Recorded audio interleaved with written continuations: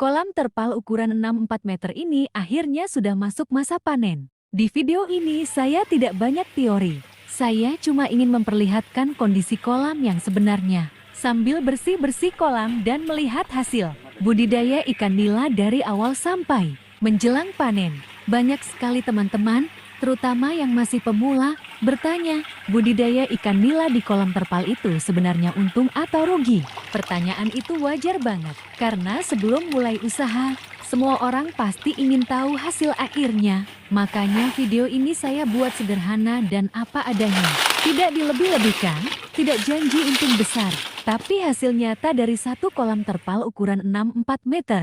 Buat teman-teman yang baru mau mulai, video ini bisa jadi gambaran awal. Apakah budidaya ikan nila cocok untuk kondisi dan modal kalian atau tidak? Di tahap ini, kolam sudah mulai dikuras, kotoran dibersihkan, dan ikan sudah terlihat ukuran panennya.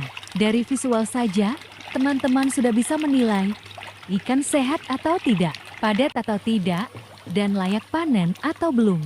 Saya sengaja mengajak teman-teman melihat proses ini pelan-pelan, supaya tidak cuma fokus ke hasil akhir, tapi juga ke proses budidayanya. Karena di budidaya ikan nila, proses itu sangat menentukan hasil. Buat yang sering ragu mau mulai budidaya ikan nila atau takut rugi, silakan tonton video ini sampai selesai. Nanti di akhir, kita bahas gambaran untung dan ruginya. Khusus kolam terpal 6,4 meter seperti ini. Kalau teman-teman merasa konten seperti ini bermanfaat, dari sekarang boleh tekan tombol subscribe, supaya tidak ketinggalan kelanjutan panen dan pembahasan detail berikutnya. Dalam budidaya ikan nila, ada beberapa hal penting yang sangat mempengaruhi untung dan rugi. Dari pengalaman di kolam terpal 6,4 meter ini, yang paling terasa adalah pakan, kualitas air, dan kepadatan ikan.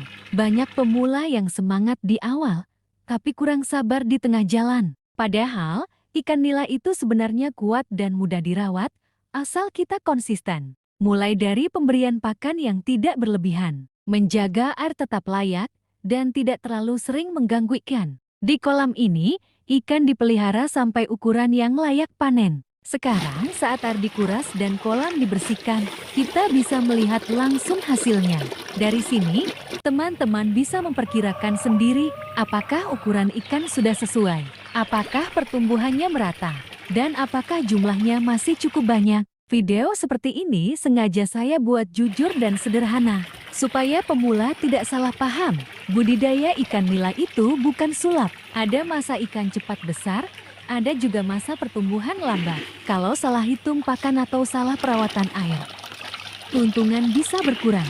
Lewat visual kolam ini, saya ingin menunjukkan bahwa budidaya ikan nila di kolam terpal itu realistis.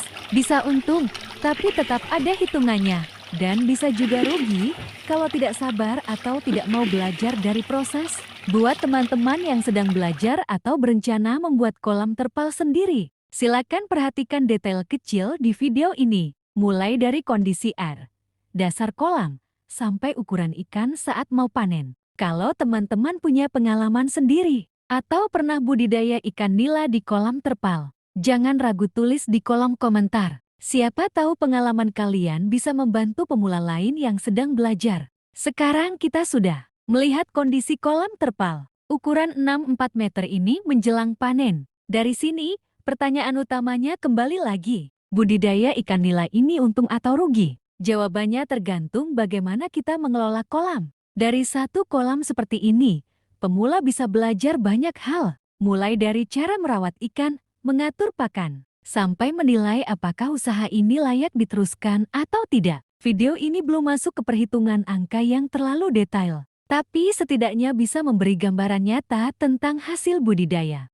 ikan nila di kolam terpal. Bukan cerita orang lain, tapi kondisi kolam yang benar-benar ada. Kedepannya, saya akan lanjutkan dengan video panen dan perhitungan yang lebih rinci, supaya teman-teman bisa benar-benar tahu berapa biaya yang keluar dan bagaimana hasil akhirnya. Kalau menurut teman-teman konten seperti ini bermanfaat, jangan lupa subscribe agar tidak ketinggalan kelanjutan, panen, dan hitungan detailnya. Dan kalau punya teman, saudara, atau tetangga yang mau mulai budidaya ikan nila, Silakan bagikan video ini. Semoga bisa jadi bahan pertimbangan sebelum mereka mulai. Terima kasih sudah menonton sampai selesai. Semoga video sederhana ini bisa membantu pemula memahami budidaya ikan nila di kolam terpal. Dan semoga kita semua bisa belajar bersama dari pengalaman nyata.